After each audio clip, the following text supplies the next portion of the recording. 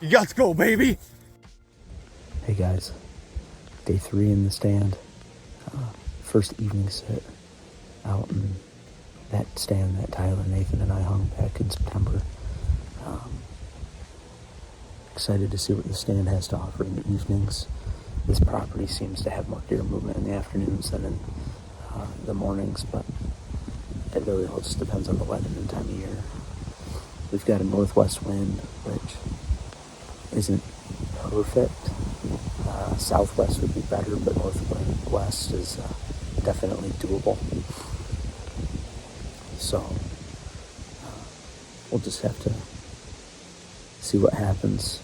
Spray down with some scent killer before coming out, so hopefully that does the trick if one decides to walk in downwind. I sat here yesterday morning with the same northwest wind and I had a 4-point come out right in front of me, 25 yards. And the way he came, he would have been downwind of me, and he never spooked. So hopefully we're high enough, and the scent killer that I'm using is working well enough that it shouldn't be an issue. Also, with the way this property is set up, they are susceptible to wind, but it seems like they're sometimes less susceptible to wind or less worried about it than in some other properties that I've hunted, so we'll see.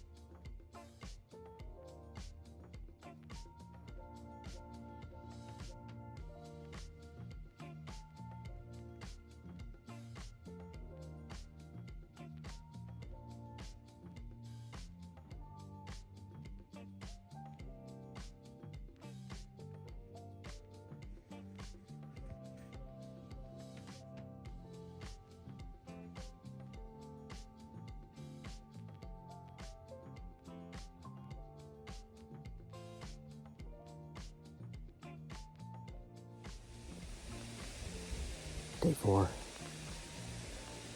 Switching it up tonight. We're at a different location, different property. The wind was in about coming out of the worst direction it could have for my setup, where I've been hunting, which is a northeast wind, and a southeast wind, and it blows where I sit. It would blow my scent directly into the feeding area where the deer are at. So we're switching it up tonight. We're at a different property, set up a little bit better for that wind, and we'll see what happens. I haven't sat this property before, but this is the same property where my little sister Lydia shot her buck during the youth hunt. I'm in a different stand, but nonetheless, it's still hopefully going to be a good spot. I'm told the deer to come through a little bit later, so I'm not really sure what to expect. I don't know where they're going to be coming from. The guy that scouted this property didn't give me a super great heads up on where they'd be coming from and whatnot, but that's all right. It'll be fun. It'll be new. Keep me on my toes, so not necessarily a bad thing, but my brother sat this stand a couple weeks ago and saw an 8-point, so we'll see what happens.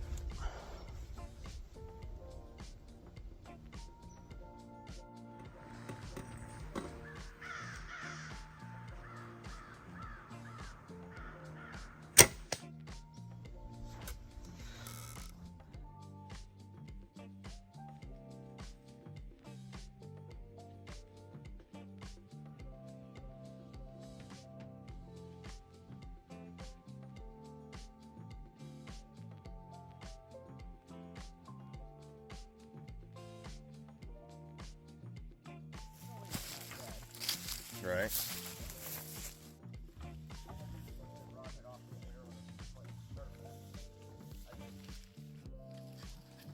Day.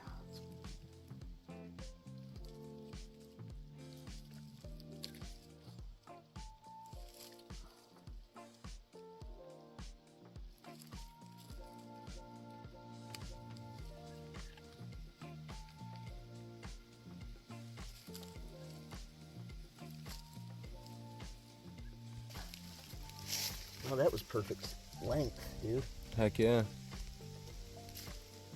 God knew what he was doing when he made your duffel bag there. Yeah.